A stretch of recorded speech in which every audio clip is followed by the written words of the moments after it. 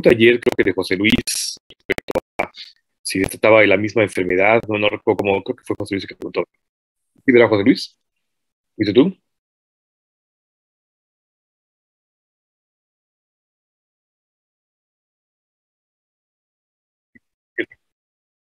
Sí, exacto.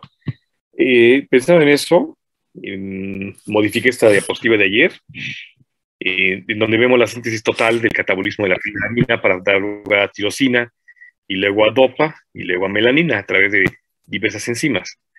Y entonces ayer hablábamos de de dos enfermedades diferentes, pero que pueden estar relacionadas o no. En todo caso, por ejemplo, la fenilcetonuria podría cursar con cierto grado de hipomelanismo o amelanismo, es decir, con alteraciones de la pigmentación de la piel, del cabello, de los ojos, en fin, ¿no?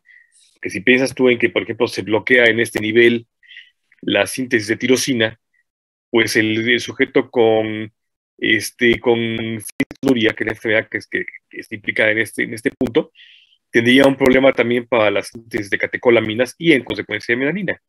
Por eso son de un fenotipo de tez clara, rubitos, rubios o blanquitos, pero no está tan afectada la ruta, porque en todo caso está implicada aquí para la síntesis de tirosina en consecuencia, pero podría tener tirosina de manera coadyuvante, o sea, al mismo tiempo puede tener tirosina. Entonces hay una deficiencia, pero no hay una ausencia. En cambio, bueno y este punto que veíamos ayer, la deficiencia de la fenilalanina tirosina hidroxilasa, no sé, perdón.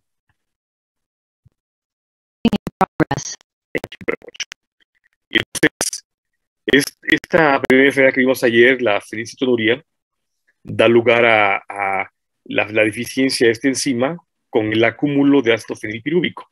Esta deficiencia para la destrucción o la biodisponibilidad de la fenilalanina hace que se deposite y en consecuencia da lugar a los trastornos metabólicos y fenotípicos que ya vimos ayer. Luego, puede ser, perdón, que haya una deficiencia también de la siguiente enzima. Y en todo caso, si lo que está afectada es la enzima tirosina hidroxilasa, esta entonces no permite que la tirosina se convierta en dopa, dopamina, noradrenalina y en consecuencia en melanina. Es rara, son las enfermedades raras del metabolismo, de hecho es sumamente extraña y es más fácil que uno farmacológicamente, de forma externa, bloquee la síntesis de esta hormona, de esta enzima, para conseguir, por ejemplo, despigmentaciones cutáneas. Es el caso de muchos fármacos derivados de hongos, de plantas, que tienen este efecto de bloqueo selectivo de esta enzima y que en consecuencia se utilizan, por ejemplo, para despigmentar la piel. En el caso de hiperpigmentaciones, que de pronto se somete uno a tratamientos, inclusive se absorben por la piel en tratamientos cutáneos, es posible bloquear de manera selectiva y transitoriamente, solamente un momento, a esta enzima para que deje de producir melanina y en consecuencia se aclare un poquito la piel. Es el caso de la hidroquinona y otras quinolonas que tienen este efecto en el cuerpo, que son farmacológicos. Por eso es que esta es muy rara. Y cuando ocurre, de forma de enfermedad, es incompatible con la vida, porque la falla en la síntesis de catecolaminas da lugar a que no se pueda responder de forma adecuada a cualquier estresor corporal y en consecuencia la muerte suele ser inevitable. Y entonces, como es rara, no la mencionamos ayer. La tercera que vimos ayer fue la deficiencia de esta enzima, la tirosinasa, en la que puede estar implicada, sí es cierto, más arriba, no tan severamente, pero sí puede estar implicada. Entonces, cuando vemos esta falla es que se da lugar al albinismo. Esta enfermedad que revisamos ayer son dos enfermedades diferentes, la fenilcetonuria en este nivel, el albinismo en este nivel, en el que lo que está bloqueado es la síntesis de melanina.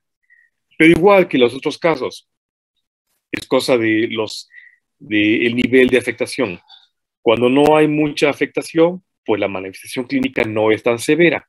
Cuando está muy afectado, pues sí puede ser muy severa la manifestación. En todo caso, vemos a sujetos muy blancos, casi completamente blancos, que son completamente carentes de melanina y que no solamente está implicado en la piel, ojalá y fuera nada más una despigmentación o hipopigmentación cutánea.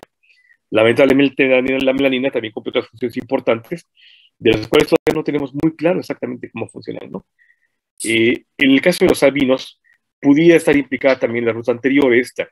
En todo caso, puede ser tan sutil, tan leve la afectación, que no le da los problemas que sean incompatibles con la vida, pero sí un cierto nivel de respuesta anormal a estresores por el eje hipotálamo adrenal, o una respuesta inadecuada a la hipovolemia, la hipervolemia, en fin, ¿no? Sí puede haber. Por eso es que la pongo así como una línea punteada, porque puede estar afectada esta ruta, pero más bien hacia abajo, a partir de la dopa, que es la afectación más importante, ¿de acuerdo? No sé si así quedó más claro, José Luis. Ok. No, ¿de qué? Ahora, hablando ayer el albinismo, justamente algo interesante el albinismo, y por eso lo destaco, porque no es nada más la afectación cutánea lo que está aquí implicado. Hay una condición interesante que se repite en los albinos, no siempre, no necesariamente, pero sí se puede repetir, que es justamente el estrabismo. Esta palabra de estrabismo es un vocablo griego tomado de latín que significa desviado o torcido. El estrabus significa desviado o torcido. Es esta convergencia de la mirada, esos ojitos que se van hacia el centro. Esos 4 casos, por ejemplo, que están publicados en una revista en 2013, en la revista de oftalmología, vean ustedes cómo se dan diferentes matices de albinismo, ¿no? Este muchachito que tiene los ojos oscuros, pero tiene la piel muy blanca, ¿no? Prácticamente blanco. Esa chiquita que fácil pasaría como una nena muy güerita, tal vez nórdica de Europa, sus ojitos azules, su cabello muy blanco, y sin embargo es una albina. Es otro pequeñito que no solamente tiene la piel blanquita, sino los ojos, los color de rojo, carentes de pigmento por completo. Y es otra pequeña que se parece mucho a la de arriba, ¿no? Perdón, es la misma de arriba. Y en todo caso, lo que destaca aquí es, decía yo, en el albinismo, que generalmente, pero no siempre, suelen tener estrabismo, esta mirada convergente pues hacia el centro, lo que vulgarmente llama uno visco, hace el visco, justamente es así. Ese es el estrabismo que es común en el país. Esta joven, que ya ven ustedes acá, vean cómo sus ojitos están dirigidos hacia el centro de la cara, y no es raro pues que ocurra esto en el albino. Ya sea convergente, que es lo más común, o divergente, que es menos común. Es otro pequeño, tiene el estrabismo divergente, están hacia afuera los ojitos. Lo más común es que estén hacia adentro, pero pueden estar hacia afuera. Y en todo caso, el estrabismo en el albinismo, todavía no queda muy claro cómo ocurre, porque hay un complejo neurocutáneo que afecta justamente a los albinos, en el que en el desarrollo embrionario parece ser que la melanina cumple una función importante para la direccionalidad de las vías neurales, fundamentalmente centrales. Y dentro de las centrales, justamente la de la visión. Hay otras vías que no son tan obvias, que pueden estar afectadas como la olfacción, el gusto, pueden no ser tan obvias, pero en el caso de la vía oftálmica ocular, pues sí es muy evidente justamente por la desviación de la mirada. Y en todo caso, lo que se ha observado es que las fibras nerviosas, en el caso del albino, esta es una publicación de 2009, las fibras nerviosas del sujeto albino, vean cómo no se desarrollan de manera normal, lo que llevan un cruce anormal de las vías, y eso obliga a los ojitos a que busquen el punto de mayor, de mejor agudeza visual. Y por eso es que suele ser convergente, más que divergente, suele ser convergente. Insisto, no está claro, ¿eh? Aún la neuromelanina que tenemos en el cerebro, que forma parte de la sustancia negra pars compacta, no está muy claro cómo funciona, porque parece ser, no está muy claro, parece ser que tiene 2 efectos. El más importante es un efecto antioxidante. Los anillos aromáticos de la melanina parece ser que absorben todos los efectos tóxicos de las neuronas, la neuroglia, y que nos permite evitar los efectos oxidorreductivos a nivel cerebral. Pero también está asociado, el incremento de la melanina está asociado con una neurodegeneración. De hecho, hay enfermedades asociadas a los trastornos de la melanina a nivel central, como la enfermedad de Parkinson, por ejemplo, ¿no? Pues no está claro exactamente cómo funciona, pero se cree que puede ser un efecto protector que, sin embargo, nos puede dañar. Y, sin embargo, a nivel embrionario, insisto, la melanina, la neuromelanina, parece ser que cumple una función importante en la direccionalidad de las fibras nerviosas y su arquitectura en particular. Por eso es que se describe ese síndrome oculocutáneo en algunos sujetos albinos que tienen de manera común el estrabismo. Y no solamente eso, lamentablemente como no tienen una visión muy adecuada, suelen tener una muy mala visión, suelen tener una miopía muy severa, justamente por la falla en el desarrollo de los tejidos nerviosos. Si ven ustedes aquí de manera normal, aquí está el disco óptico, el quiasma óptico, donde se ve el nacimiento de las arterias, las venas salivares centrales. Aquí está normal. En el sujeto albino parece que hay una mayor amplitud, justamente porque lo que tratan ellos es de captar la mayor cantidad de información, la mayor vascularidad para que tenga mayor riego sanguíneo la retina y en consecuencia mayor sensibilidad ante la deficiencia en el desarrollo de los pigmentos de la retina. Y en todo caso, es esto justamente que se ve acá, este incremento de la vascularidad, parece ser que tiene que ver, insisto, con un intento de tratar de captar la mayor cantidad de imágenes de una retina que no se formó de forma adecuada. Insisto, no está claro, conste que son especulaciones con base en la clínica de lo que se ha observado, pero no está claro exactamente cómo funciona. Y algo interesante también es que los albinos suelen tener este otro signo, el nistagmo. El nistagmo es este movimiento de los ojos involuntario, también ustedes acá, en el que está todo el tiempo temblando el ojito. De manera natural uno puede inducir el nistagmo. Se ponen a dar vueltas sobre su eje, o alguien les da vueltas a ustedes, y de repente los sientan. Experimento con algún hermano pequeñito. Denle vueltas en una silla, por ejemplo, sobre su propio eje. Denle vueltas, vueltas y vueltas y vueltas y vueltas. Y de repente, después de un rato, siéntenlos así de sopetón y observen su mirada, verán cómo sus ojitos siguen dando vueltas así.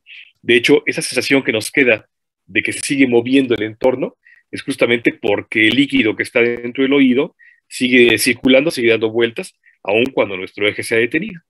Entonces, ese es un nistagmo fisiológico que uno puede inducir y de hecho permite la valoración neurológica. En el caso del albino es involuntario, está todo el tiempo así con ese nistagmo, ¿no?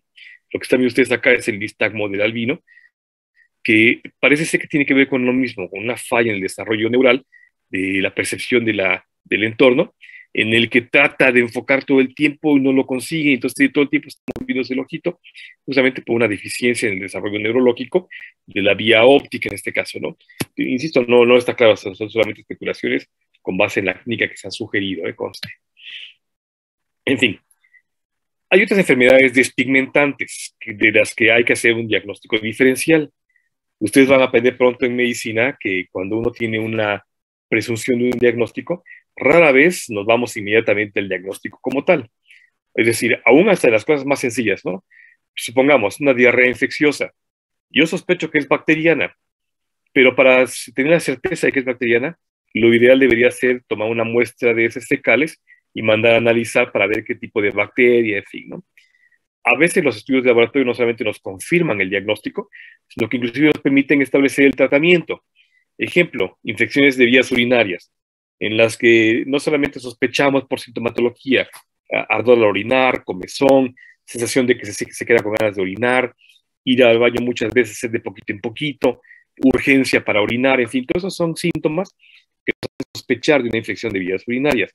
Pero podría tener otra cosa, ¿no? En el caso del varón, por ejemplo, los hombres, esos mismos síntomas se repiten cuando hay inflamación de la próstata, o sea, prostatitis, cuando hay algún tumorcito en la vejiga. En fin, hay otras cosas que nos permiten tener también la misma idea. Y entonces le pedimos un examen de laboratorio que no solamente nos confirme el diagnóstico, sino que inclusive le decimos al laboratorio, ¿sabes qué? No solamente identifícame qué bacterias tienes, sino cultívalas y ponles antibióticos, ¿no? Entonces dime a qué es sensible. Por ejemplo, es sensible a una gama de antibióticos, ¿no? Para que yo ya pueda entonces no solamente confirmar el diagnóstico, sino darle tratamiento específico. En fin, ante esas cosas, uno suele hacer un diagnóstico diferencial. Ahorita te comento, Adri. Ante esas cosas, uno suele hacer un diagnóstico diferencial, o sea, tener en lista probabilidades, ¿no? Infección de vías urinarias, si es hombre, una prostatitis, si es mujer, tal vez otra cosa, en fin. Y entonces, ante las enfermedades despigmentantes, también hay otras enfermedades que se pueden parecer, pero que pueden no ser albinismo, y por eso es que las destaco ahorita, porque son enfermedades despigmentantes que no tienen que ver con los aminoácidos, pero que son un diagnóstico diferencial. Adri, ¿los albinos sienten nistagmo? Sí. Sí, sí lo sienten, todos lo sentimos. De hecho, si tú te pones a dar vueltas sobre tu eje, dar vueltas sobre tus pies, y de repente detienes, vas a ver cómo todo sigue girando, se sigue moviendo el campo visual hasta, así haciendo esto hasta que va deteniéndose. Ellos también lo perciben y de hecho eso los obliga, por ejemplo, a que cuando leen no pueden evitar el movimiento del ojo. Entonces cuando leen lo que hacen es que mueven la cabeza para fijar el ojo y en todo caso mueven la cabeza para compensar el nistagmo. Entonces sí, sí lo sienten, sí, sí hay una percepción de cómo está ocurriendo el nistagmo así. En fin, de las enfermedades de diagnóstico diferencial está uno que es muy frecuente en Oaxaca, que se llama el mal del pinto. En otros estados como en Colima, Durango, Michoacán, le llaman la jiricua. Aquí nosotros también la conocemos como la lepra mexicana o el mal del pinto. En Chiapas le llaman la tina ponti. Es una lengua indígena, tzotzil de Chiapas, le llaman so. En fin, está distribuido fundamentalmente en la zona sur-sureste de México, pero en otros estados también, como en Colima, Durango, Michoacán. Es muy frecuente en Oaxaca, de hecho, sumamente frecuente. Y lo destaco porque es un diagnóstico diferencial a tus órdenes, así. Hay que hacer un diagnóstico diferencial como enfermedad despigmentante. Conste, no tiene que ver con los aminoácidos, pero es diagnóstico diferencial como enfermedad despigmentante. A diferencia del albinismo, que es una enfermedad hereditaria, congénita, por una falla metabólica en la síntesis de melanina, en el caso del mal del pinto es una enfermedad infecciosa. Está provocada por este organismo que están viendo ustedes aquí enfrente, que se llama el treponema de Rejoni. También lo da otro treponema que se llama el carateum. Ambos treponemas son primitos hermanos muy cercanos, así muy, muy cercanos, del causante de la sífilis, el treponema pálido. Y entonces esta enfermedad es más bien infecciosa. Es tan infecciosa que sí podríamos adquirirla justamente por contacto. Y a diferencia de yo del albinismo, esta es infecciosa y en todo caso al albino pues hay que darle tratamientos para sustituir de alguna forma la deficiencia enzimática. En cambio, al mal del pinto hay que darle antibiótico como tal. Y se manifiesta de manera diferente, vean ustedes acá. Típicamente el mal del pinto tiene estas hipopigmentaciones, es un chico morenito, pero sin embargo vean cómo tiene hipopigmentaciones que no llegan a ser tan blancas como el del albino, más bien son rosaditas como tal, así, esas zonas rosadas claritas en su piel, y que tienen este patrón de como una salpicadura de manchitas. Este patrón en confeti es típicamente del pinto. Y en todo caso se distribuye en toda la piel. Suele dar comezón, algunas zonas de irritación, aquí están las manos. Se va a parecer mucho a otra enfermedad que vamos a revisar más adelante. Este en particular destaca porque tiene estas lesiones en confeti, o sea, estas manchas que se mantienen dentro del marco blanco, todavía están manchas cafezas, vean ustedes acá. Estas lesiones son típicamente el mal del pinto, ¿de acuerdo? Ahí está otro pinto, muy diseminado, en una persona más o menos clarita morena. En todo caso, su tono de piel natural es lo que ven ustedes acá, y las zonas blanquecinas son lo que se ha ido despigmentando justamente por el mal del pinto. Es otro mal del pinto en la espalda, donde vemos es como se manifiesta con estas lesiones, así, como en confeti, en marcas pequeñas, circulares, diseminadas en todo el cuerpo, son generalizadas, y se parece mucho a otra enfermedad. A diferencia de la que vamos a ver a continuación, el mal del pinto se parece mucho al vitiligo. Esta enfermedad del vitiligo, que es otro de los diagnósticos diferenciales como enfermedad despigmentante, a diferencia del mal del pinto, que es infecciosa, y a diferencia del albinismo, que es hereditaria, el vitiligo tiene un componente inmunológico muy importante, pero también está asociado con estrés emocional. Es una forma en la que nuestro cuerpo reacciona ante las condiciones de angustia, de estrés, de algo que nos estresó de manera muy, muy severa, ¿no? A veces no tiene que ser tan severo, depende de la sensibilidad de la persona, ¿no? Pero generalmente un estrés muy, muy intenso, alguna noticia muy grave, por ejemplo, la pérdida de los valores, por ejemplo, financieros, o sea, la quiebra de pronto de una empresa, o la muerte de alguien muy cercano, alguna enfermedad muy grave en nuestro cuerpo, como el cáncer, que siempre son diagnósticos devastadores, porque generalmente tienen un pronóstico muy, muy malo, ¿no? Fatal. En fin, cualquier enfermedad grave, noticia, algo que en el entorno nos haga sentir mucha angustia, se puede manifestar, entre otras cosas, como vitiligo. El término vitiligo no está claro cómo se acuñó. Hay descripciones tan antiguas como el siglo I de la era cristiana, y en el papiro de Ebers también se describe como enfermedades pigmentantes. No está claro quién lo acuñó, y hay varias acepciones respecto al origen etimológico de la palabra. Hay quienes creen que tiene que ver con vitis, un vocablo latino legado al griego, que se asocia con los borregos, las cabras, justamente por el tono rosadito que adquiere la piel de esos animalitos. Otros dicen que tiene que ver con vitelos, que es como el saco vitelino, aludiendo a la capita que está en el huevo. No sé si alguna vez han abierto un huevito y ven que tiene en la parte interna del cascarón una capita ahí muy delgadita, como si fuera una piel de cebolla. Justamente se llama el saco vitelino, igual que nosotros, y por eso es que se cree que tendría esa excepción. Insisto, no está claro. Hipócrates ya lo había mencionado como una enfermedad pigmentante, aunque no lo llamaba vitiligo. En fin, no está claro exactamente quién lo acuñó ni exactamente a qué obedece. Pero el vitiligo es una enfermedad fundamentalmente de fondo inmunológico, pero con un componente emocional también muy importante.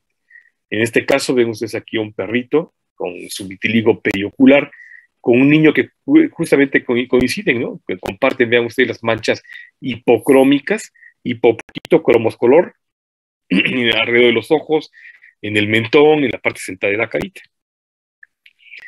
Como es una enfermedad de carácter emocional, no es raro que se manifieste en zonas que llamamos de choque, aquellas zonas que son evidentemente del punto de estrés, por ejemplo, o en zonas en las que no deja duda de que algo está mal.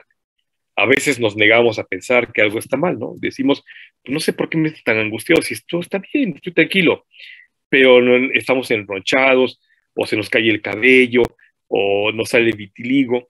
Entonces, estas cosas nos dejan sin habla respecto a la condicionante de que uno dice, no, estoy bien. No es cierto, no estás bien, ¿no? Tu cuerpo te está diciendo otra cosa. Tú dices que estás bien, pero tu cuerpo dice otra cosa, ¿no? Y en consecuencia, no es raro que se manifieste en zonas muy visibles, ¿no? Por ejemplo, aquí en la cara, en el ave del escote, en las manos, zonas en donde uno siempre muestra, ¿no? No se puede esconder. Entonces, no solamente a nosotros nos dice en el espejo que algo está mal, le dice a la sociedad, mírame, estoy mal, algo está mal en mi vida, ¿de acuerdo? Por eso es que es muy significativo que sea en la cara, como este caso, este joven en la cara, aunque puede manifestarse en otras zonas de la piel, puede ser generalizado el vitiligo, ¿eh? Y a veces, si yo, no es raro que sea en zonas de choque. Por ejemplo, no es este caso, pero supongamos que alguien es muy agresivo y sin embargo se contiene para pelearse, para golpear al otro, ¿no? Y no puede evitar esa sensación de agresión, ese impulso para agredir al otro, tal vez hasta el punto de quererlo matar o no sé, qué sé yo, ¿no? Entonces, cuando él reprime esa sensación de agresión, podía manifestar el vitiligo aquí en los nudillos, ¿no? Como una señal de que, mira, tal vez no lo golpeas, pero sí te estás manchando de que quieres golpear, ¿no? Es la represión ante el estrés, lo que sea, ¿no? Pues no es raro que sea así como una zona de choque, ¿no? Vean estos casos, por ejemplo, ¿no? Esta mujer tiene la zona periocular, las manos, sería interesante pensar qué vio, qué tocó en ese sentido, por eso quizás se manifiesta más bien en los ojos y en las manos, ¿no? O este otro hombre que vean, nada más tiene al revés, tiene prácticamente el antifaz de color natural y prácticamente toda la cabeza se ha quedado blanca, igual que las manos, ¿no? Entonces depende, insisto, nunca podemos saber cuál fue en todos los casos la manifestación que dio origen al vitiligo, ¿no? Esta es una persona casi totalmente vitiligosa, casi en su totalidad.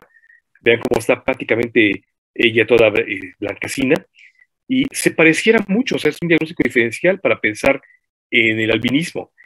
¿Por qué no pensamos en albinismo o mal del pinto? Porque no está completamente blanca, primera. Segundo, porque no nació blanca. Tercero, porque mantiene zonas pigmentadas normales, aunque puede estar prácticamente toda despigmentada. Y el mal del pinto no, porque no es en confeti, son esas zonas en confeti, sino que vean ustedes cómo son placas que se van uniendo cada vez más. Una placa se une a otra placa hasta que hace una gran zona de hipopigmentación. Estos casos son bien interesantes. Están reportados en una revista. Voy a buscar la referencia para que la sepan ustedes. Son dos casos interesantísimos hablando de los órganos de choque.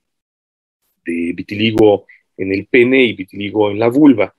Y justamente están reportados en una revista de psiquiatría porque son dos casos de un hombre homosexual que era obligado a, por sí mismo y por la sociedad, por la familia, por los amigos, era obligado a tener relaciones sexuales con mujeres justamente para curarse de la homosexualidad, ¿no? Cosa más es absurda. Pero entonces él, pues pobre, no quería, o sea, francamente era un homosexual declarado.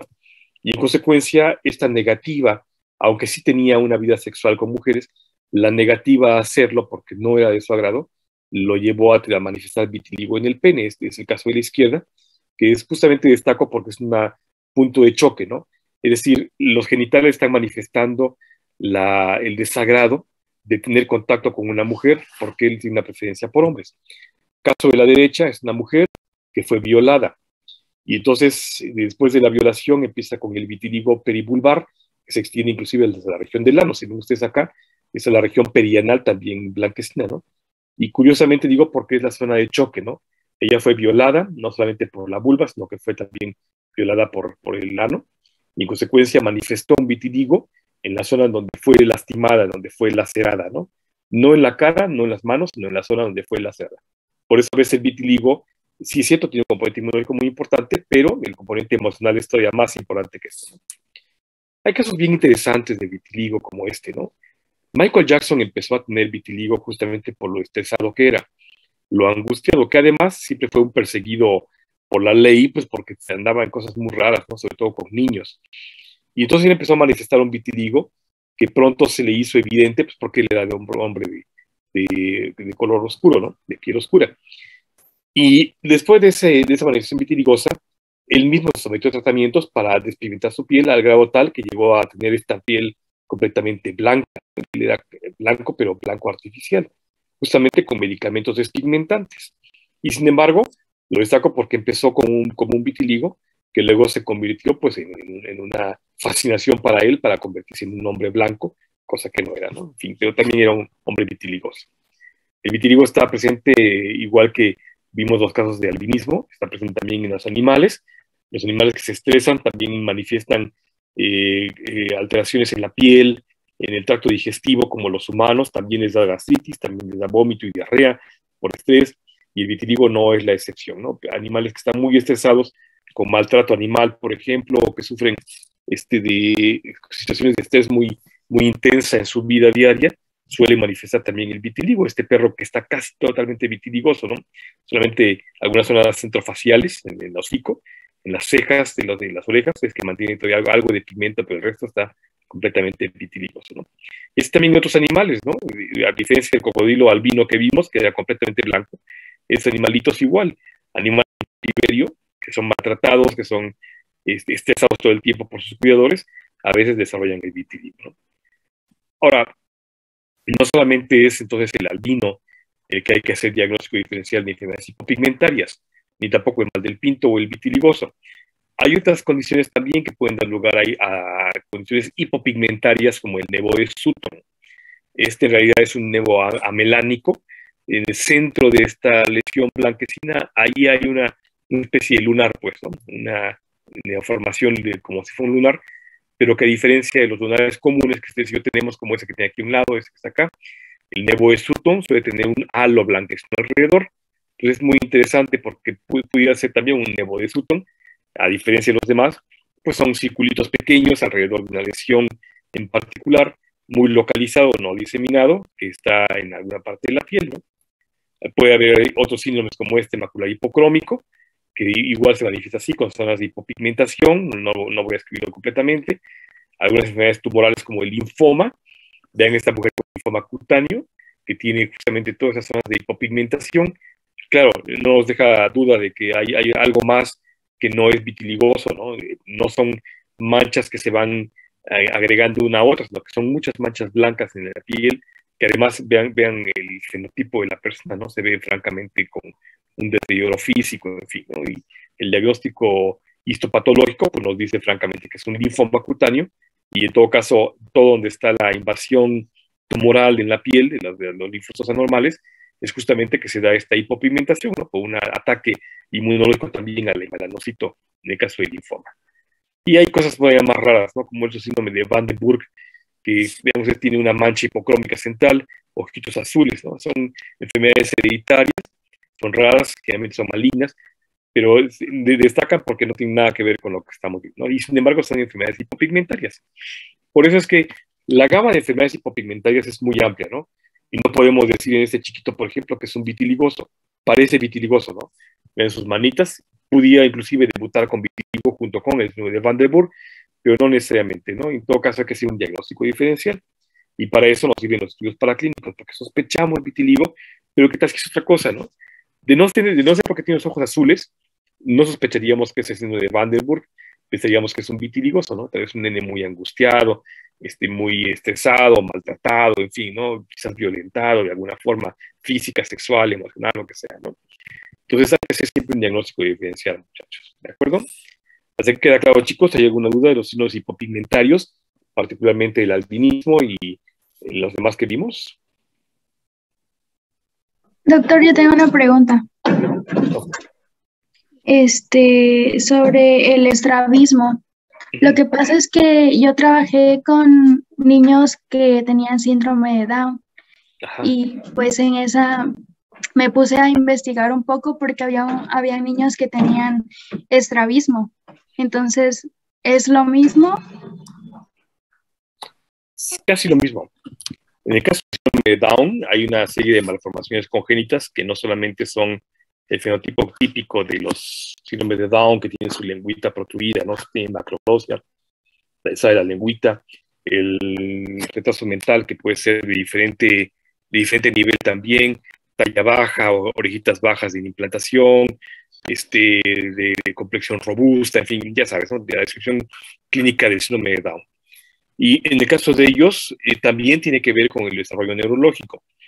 Parece que en el caso de ellos igual, en parte son también blanquitos, güeritos, tiene que ver también un poco con la falla en la síntesis de melanina. E insisto en la neuromelanina, ¿no? Porque es un misterio, todavía no sabemos exactamente mucho de la neuromelanina, ¿no? Entonces, parece ser que los pigmentos cerebrales, que tienen que ver con estados oxidorreductivos, fundamentalmente antioxidantes, influyen de manera muy importante en el desarrollo de las vías neurales. De ahí que también pues, se asocie con el retraso mental de un nivel, ¿no? Y el estrabismo está implicado casi igual que el albinismo. Yo diría que casi igual que el albinismo. Gracias. Para servirte bien. Doctor, tengo una pregunta.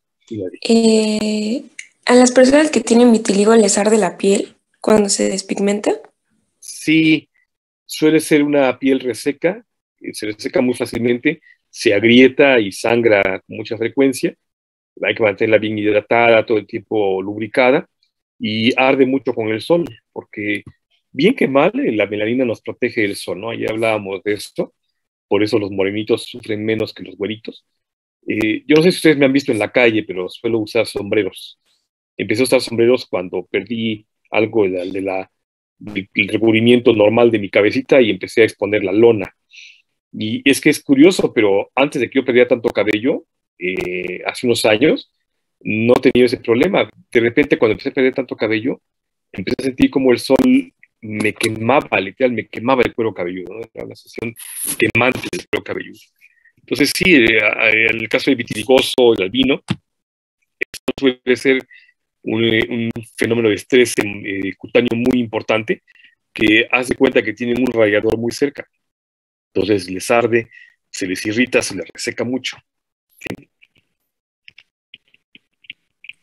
Gracias, doctor. Doctor, tengo otra pregunta. Si esta enfermedad entonces aparece así de la nada, o sea... ¿El vitiligo? Ajá.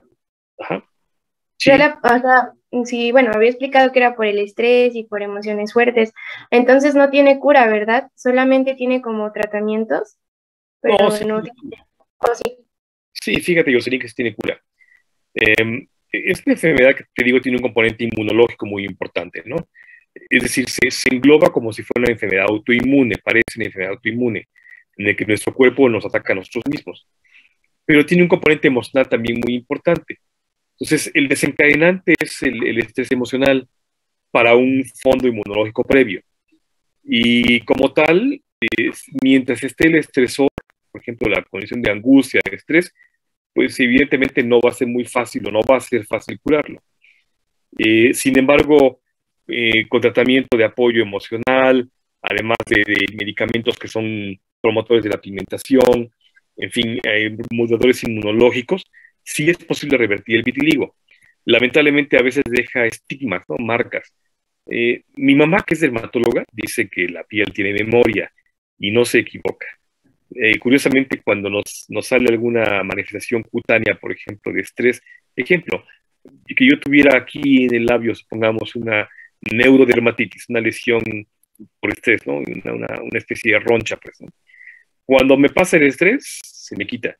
Pero si me vuelve de estrés o algo me vuelve a angustiar, se vuelve a manifestar en la misma zona, como si tuviera memoria, efectivamente, ¿no?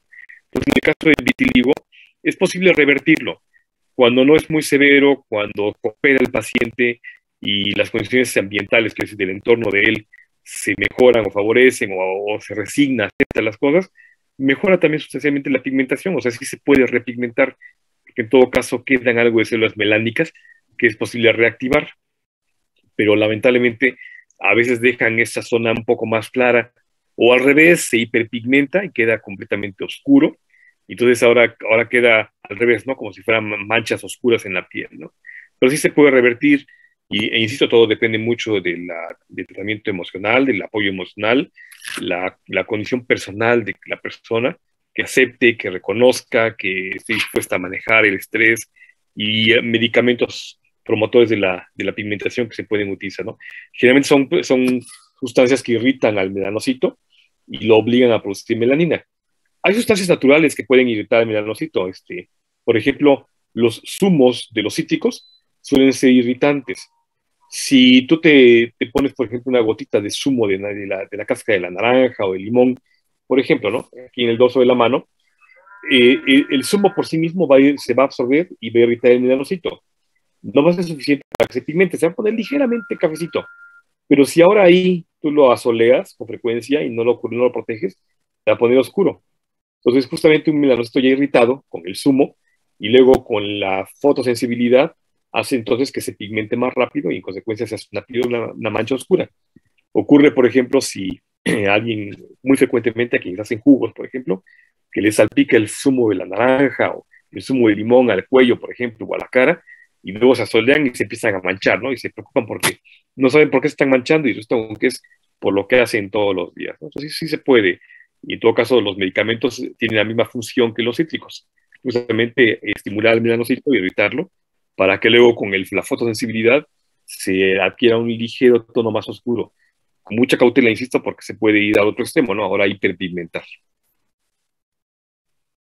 Ok, gracias, doctor. ¿De qué ellos?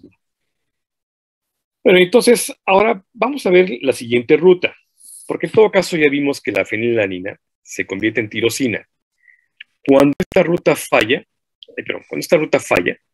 en la que no logramos convertirlo a tirosina, por ejemplo, la fenilcetonuria, entonces la fenilalanina se convierte en hidroxifenilpiruvato. Chíngese que se deposita en la fenilcetonuria. Entonces, para evitar esto en nuestro cuerpo, hay un intento de eliminarlo y que no se acumule. Entonces, este hidroxifenilpiruvato se convierte en homogentisato. Este ácido homogentísico, que se llama homogenticítico, se convierte en otros componentes, como esos que ven ustedes acá, y finalmente en fumarato y en acetoacetato. Fumarato entra al ciclo de Krebs, y el acetoacetato es un buen alimentador también como acetilos del ciclo de Krebs. Así que finalmente, un producto tóxico que nos va a provocar fenilcetonuria, como el ácido hidroxifenilpirúvico, se puede convertir en elementos intermediarios para la alimentación de energía en el ciclo de Krebs. Eso está bien, es una forma en la que nuestro cuerpo trata de eliminar aquello que se está acumulando y que nos puede lastimar. Lamentablemente, hay gente que tiene una falla, una deficiencia justamente en esta homogentizato y oxigenasa, perdón. Y entonces no lo convierten en esos precursores y se acumula el homogentizato que se llama también ácido homogentísico. Cuando hay esa deficiencia enzimática ahora, como tercera enfermedad que vamos a ver importante de los aminoácidos, da lugar a otra enfermedad más, la alcaptonuria. Y entonces, insisto, el intento de eliminar el ácido homogentísico por la hidroxifenilpiruvato por la deficiencia de las enzimas de arriba, entonces hace que se conviertan en precursores para el ciclo de Krebs, como fumarato o acetoacetato. Cuando falla esta ruta metabólica, justamente por esta enzima, se deposita el ácido homogentísico, el homogentizato, y da lugar a la alcaptonuria. ¿Sí queda claro? Sí, doctor. Gracias. Sí, ok. Y entonces, la alcaptonuria, que significa el depósito de ácido homogentísico u homogentizato, lo mismo, es esta enfermedad en la que se deposita este ácido homogentísico en los tejidos. Aquí están viendo la esclera de una persona con alcaptonuria, que tiene este depósito ocre, que es el ácido homogentísico. Recuerden que la fenilalanina es un aromático con color. De hecho, tiene un tono ocre, así cafecito. Y entonces, cuando se deposita en forma de ácido, irrita mucho los tejidos, de hecho, los destruye y se hace este pigmento café, en este caso en la esclera. También lo va a orinar, de hecho es una forma en la que nuestro cuerpo intenta eliminar este ácido que ha provocado acidosis metabólica y además destrucción tisular, porque se deposita en los tejidos, entonces empieza a orinar de este color como Coca-Cola. Es una Coca-Cola más bien como jarabe de maple, así, la miel de maple, entre café oscuro y negro como tal. Se deposita en los tejidos, decía yo, no solamente en la esclera, como vieron acá, nos vean ustedes también en la piel, toda esta línea que está aquí marcada, que luego por fotosensibilidad se hiperpigmenta, es justamente el ácido homogentísico que se está depositando en la piel, así como está en la mano, está en prácticamente todo el cuerpo, pero se hace más evidente en las zonas expuestas al sol, por ejemplo, la cara, las manos, la del escote, ¿no? También en la esclera, como les mostré hace ratito, aquí está en la oreja, es un caso clínico también de una revista. Aquí vean ustedes en la esclera bilateral cómo está el ácido homogentísico, que está circulando en nuestro cuerpo y se va depositando en algunas zonas, ¿no? Es típico que sea perifacial, en las zonas expuestas al sol, por eso los pómulos, el tabique nasal, en menos proporción la barbilla, la del escote, las orejas, vean cómo está todo completamente oscurecido. Todo esto es el ácido homogentísico que se está depositando por una falla en la eliminación del ácido hidroxifenilpirúvico. Aquí es otro caso clínico. Vean ustedes cómo tiene también toda la zona expuesta al sol.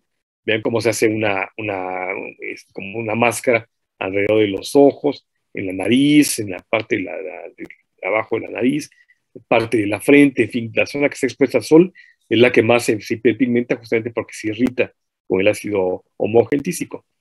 Y así como está en la piel, lamentablemente, pues también está en las vísceras, porque aquí estamos viendo en la superficie lo que se deposita pues en la piel por la microcirculación, pero así como en la piel, también se deposita en las vísceras. No hay que confundir esta enfermedad de alcaptonuria. Vean el tono ocre, es muy café oscuro. No hay que confundir con el melasma. Este melasma que también ustedes acá es más bien por cuestiones hormonales, por actividad hormonal, frecuentemente en la mujer, cuando está embarazada, por ejemplo, las hormonas hacen que se estimule el melanocito y en consecuencia le sale el paño que llaman aquí en la piel, generalmente en los pómulos, las zonas expuestas al sol justamente. No es raro que también aquí en el vientre, donde se está desarrollando el bebé, no es raro que también en las manos, pero es muy frecuente en la cara.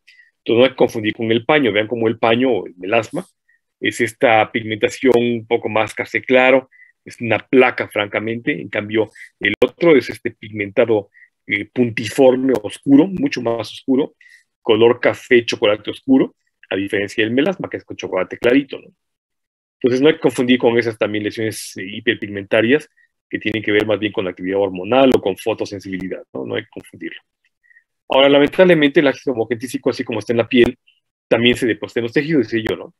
Y de los tejidos, pues, en donde va a circular invariablemente es el corazón. Y entonces se deposita justamente en las válvulas cardíacas. Aquí están viendo las válvulas cardíacas, una de ellas que está completamente oscurecida con el ácido homogentísico, que luego como irrita mucho el tejido, provoca fibrosis, o sea, se pone dura como si fuera un cartón. Entonces una válvula cardíaca endurecida pues no va a funcionar, va a tener insuficiencia cardíaca, insuficiencia valvular, se queda mal la válvula cerrada o no se abre, y en consecuencia da lugar a cardiopatías como tal, ¿no? Igual en las articulaciones, aquí están viendo la articulación, vean cómo está expuesta la rodilla, con la zona de la articulación como tal, la región inferior del fémur, que tiene aquí todo el depósito de ácido homogentísico, y aquí también en la parte de la patelar pues, de la articulación, vean cómo está depositado todo el ácido homogentísico, que no solamente es el pigmento como tal, sino que como provoca una acidosis local, ahí es un ácido, pues, empieza a carcomer los tejidos y provoca fibrosis. En consecuencia, en este caso, endurecimiento de la articulación, una pseudoartrosis o una artrosis verdadera, ¿no? Aquí se ven las articulaciones, fíjense cómo están completamente ennegrecidas las articulaciones. La cabeza articular ya no funciona, está completamente dura, fibrosada, justamente por tejido duro del ácido homogentísico, y eventualmente se va a empezar a destruir como tal, porque es como se endurece, se destruye, empieza a carcomerse. Aquí no se nota mucho, pero aquí está carcomido parte de la articulación, en fin. Entonces, es una consecuencia justamente de la alcatonuria, por una falla en el metabolismo de la eliminación de ácido hidroxifenilpirúvico y el depósito de ácido homogentísico o homogentizato, ¿de acuerdo? ¿Queda claro, chicos? Sí, doctor. Sí, doctor. Entonces hemos visto 3 enfermedades importantes derivadas de la falla metabólica del catabolismo de fenilalanina. La primera de ellas que vimos fue la fenilcetonuria por el depósito de ácido hidroxifenilpirúvico. La segunda de ellas que vimos fue vitiligo por una falla en la síntesis de melanina. Y la tercera es la alcatonuria por la falla en la eliminación de ácido hidroxifenilpirúvico y el depósito de ácido de homogentizato o ácido homogentísico, ¿de acuerdo? El siguiente aminoácido que revisaremos, yo creo que ya mañana casi hemos terminado, es el triptófano.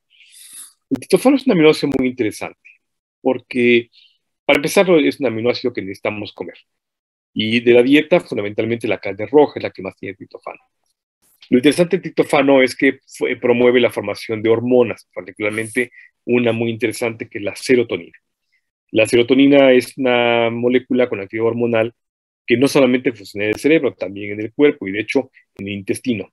De allá que haya sido asociada de manera íntima con estados justamente emocionales, ¿no? La serotonina se asocia con estados emocionales y también inflamatorios. Entonces, a partir del triptófano sintetizamos serotonina. De manera normal, la serotonina como tal no atraviesa la barrera hematoencefálica, sino que se requiere a la fuerza que el triptófano se convierta en 5-hidroxitriptamina, o sea, sin que se hidroxile, para que pueda atravesar la barrera hematoencefálica y se convierta en serotonina. Ahora, esta deficiencia de serotonina se asocia con estados depresivos emocionales o con estados obsesivo-compulsivos, de tal manera que la falla en la síntesis de serotonina, porque hay una falla en la cantidad de triptófano en el cuerpo, pudiera dar lugar entonces también a trastornos emocionales muy importantes, de nerviosismo, de depresión emocional, de obsesiones, en fin. Si vemos la ruta metabólica a través de la cual obtenemos todo esto, veríamos que a partir del triptófano, el L-triptófano, se convierte, vean ustedes, en serotonina, de manera importante, aunque esa serotonina no puede atravesar la barrera encefálica, se puede convertir en melatonina, una molécula que vamos a revisar mañana, muy importante, que regula el ciclo circadiano, revisen por favor para mañana el ciclo circadiano, y al mismo tiempo se convierte en otros metabolitos, como por ejemplo quinureninas. Una vía muy importante inmunológica es la quinurenina, y luego a partir de quinureninas finalmente se convierte en vitamina B3. La vitamina B3 tiene efectos neurotrópicos muy importantes, o sea, son vitaminas del complejo B que funcionan muy bien para la buena función neural, tanto central como periférica.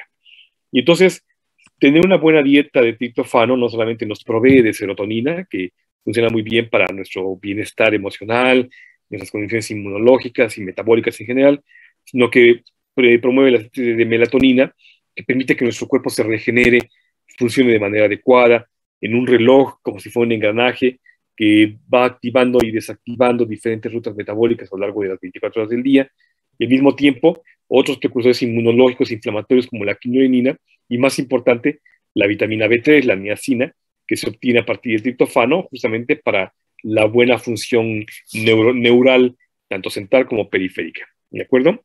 Entonces, de ahí la importancia de tener triptófano en la dieta, porque nos provee de muchos metabolitos con actividad hormonal o neurotransmisora o intermediaria para otras vías metabólicas. ¿De acuerdo? Ahora, de la serotonina, que es el primer metabolito que vamos a revisar, justamente funciona como un neurotransmisor. Aunque decía yo, no es solamente central, también periférico, y de hecho, ven ustedes aquí, el 90% está en el tracto digestivo, ¿no? Es decir, la serotonina más abundante está en nuestro intestino.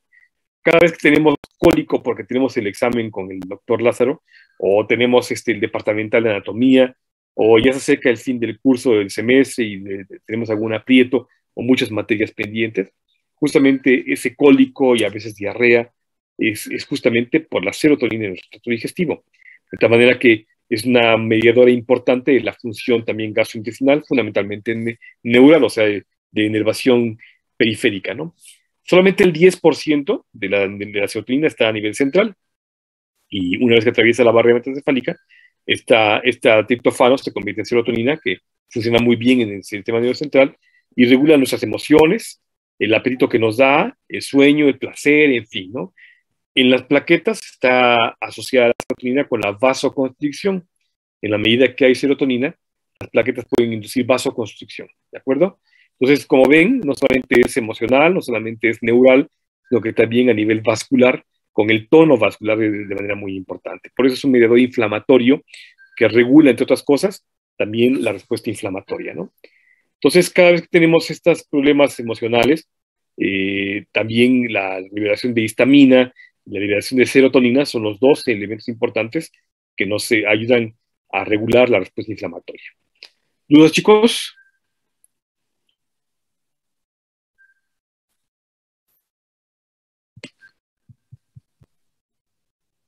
No, doctor.